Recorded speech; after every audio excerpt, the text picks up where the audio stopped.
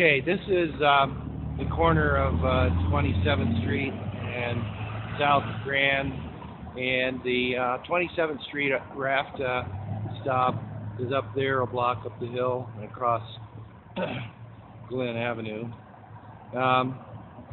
And about halfway up there are city bus stops for the city of Glenwood Springs. Those are the closest ones to the proposed new Fox Hollow development. I'm going to take a walk along here and look at the surroundings. There's the beautiful view of the ridgeline, and you can see ahead of us the terraces, which were built, I don't know, quite a few years ago, and they had some problem with the land subsiding and so on. And of course, here's the Roaring Fork River that rafters use, but so do lots of wild animals that come down from out of the mountains up here. Particularly, they come down from over in that direction.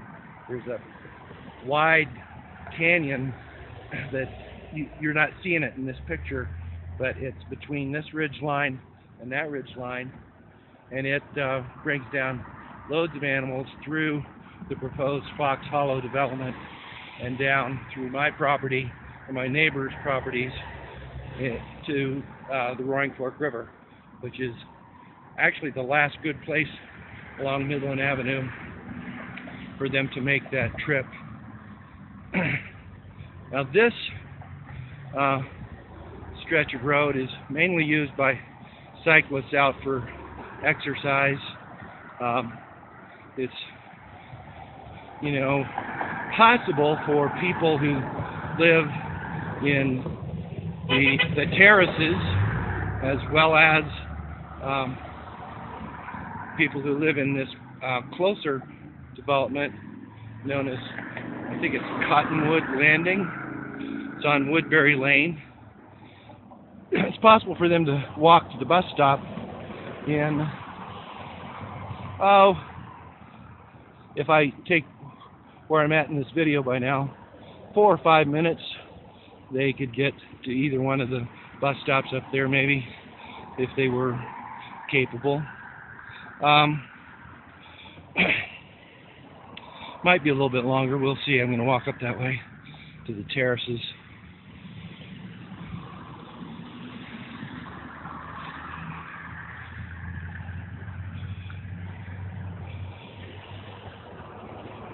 And of course, there's all this construction going on here for, I guess it's assisted living or retirement homes. Not sure which. And I don't know when that's scheduled to be over.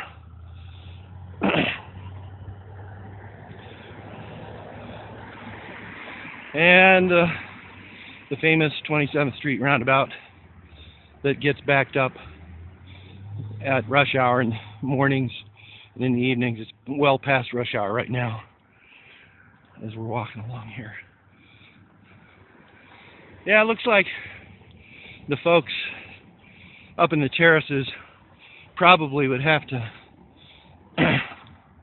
have more than 5 minutes to make the trip to the bus stop. And I have no idea how many of them do it to get to wherever they work or to go shopping. Hopefully some do. Ahead of us is a space on the other side of that single family house I had that's up for sale for commercial development.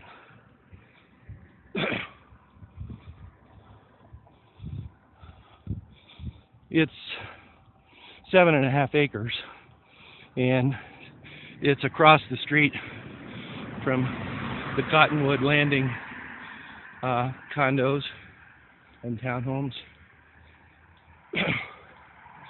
And they've already got a privacy fence in here to block their view of the traffic. That would also help to block their view of any new housing that might get built up in this development lot up here.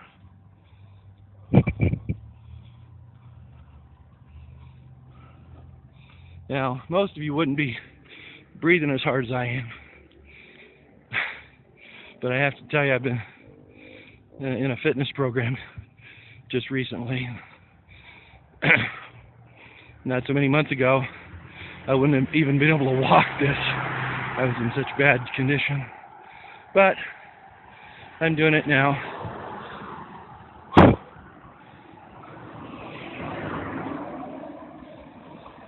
Now, depending on where buildings went in, at some point along here, that lower ridge line, we kind of disappear from view behind the buildings on this 7.5 acre development site.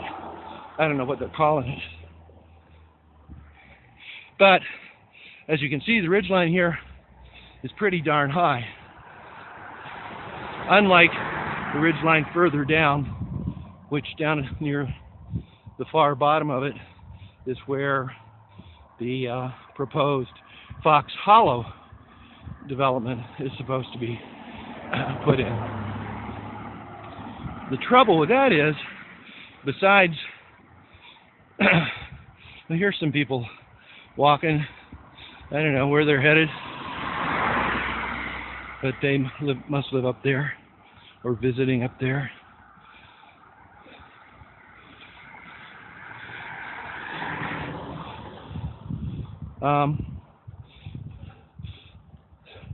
The proposed Fox Hollow development, which is pretty densely packed, isn't in an area where you've got townhomes and condos like this Cottonwood Landing or the terraces back there. Instead, it's in an area where all the existing homes are on typically 1 acre lots or bigger. And as you can see, if you were an animal coming down here, you wouldn't want to have to jump this fence to get across to get to the river, nor would you want to encounter all those houses there. So very few animals make that effort down in this area. It's mostly down where Fox Hollow is. They can, well, of course, come down into these people's yards here, but in order to get to the river, they've got to negotiate going through the driveway opening on this fence, and then they have to backtrack to some opening that isn't fenced off, getting down to the river, or they just travel along the mountainside behind all those homes and come up to where we're eventually going to be, which is where the Fox Hollow development is. Let me see, what have we been walking roughly almost 8.5 minutes now, and I walk probably about 2.5 miles an hour pace. That's what I do in my exercise program, and I usually do that with some kind of grade. So that's what I would guess I'm walking at now. Fairly average pace for most people.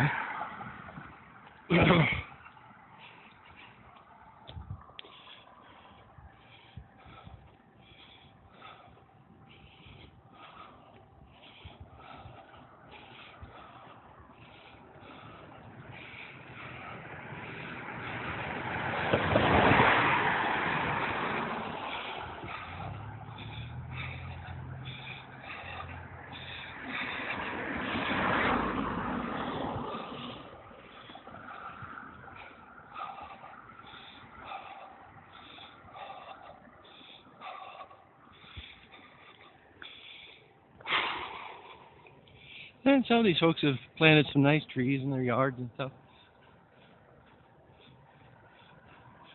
Back over there.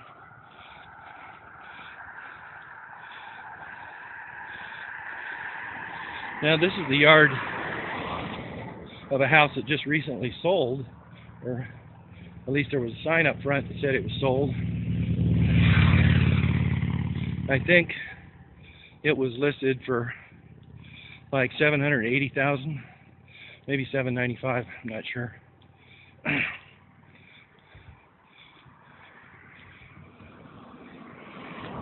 But its driveway is listed on the plan for Fox Hollow as a place where the water in a rainstorm flows down their driveway. We'll come off up here where that white truck is parked, is probably just about right on the edge of the Fox Hollow development. At least the back end of it, that doesn't go back very far on this side because of this house that is kind of sitting in the Fox Hollow area. No, it's not that one, excuse me, it's this one, the one right next. Wait a minute, getting confused. Anyway, here's the neighbor's house that just sold, and it's going to get flooded by water coming down on this end, which according to the estimates isn't a maximum flow. Yeah, that is the house that did not sell out. And that's a little piece off the Fox Hollow property, but there's a bunch of it that's behind that. They'll actually have car parking and a hammerhead on the end of Fox Hollow Lane back there behind that house. Fox Hollow Lane will then traverse over behind this house, which of course will be taken out, and all this property in the front here will be part of Fox Hollow, and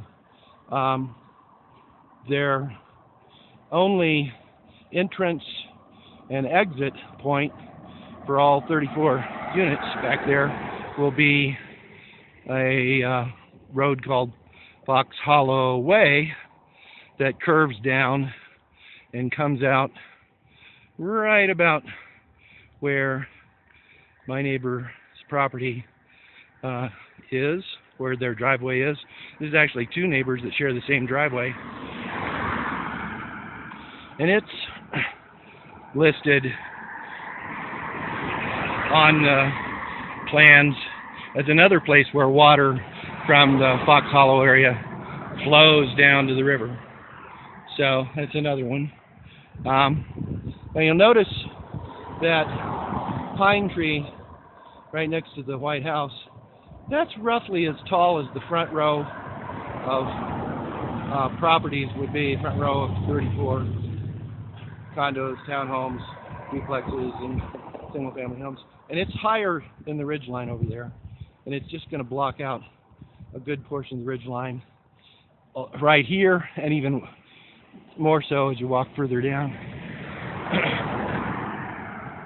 But anyway, it takes about 13 minutes to make the walk to the Midland intersection with Fox Hollow Lane. These people back in here, in order to get to the bus, would definitely have to walk, even if they were fast walkers, 15 minutes or more. The people at Walk Score online say that this is not at all a walkable area. They give it a score of 19 out of 100. They say all errands will be done by automobile, which isn't good for Glenwood Springs at all. So that is as far as I'm going to go. The development would continue on down almost to where that truck is parked, up to the left of it, on the, of course, on the mountainside. So it's going to be a long row of houses stretching from over in those trees way on down here, sort of centered on where my property, where my driveway is. Thanks for listening.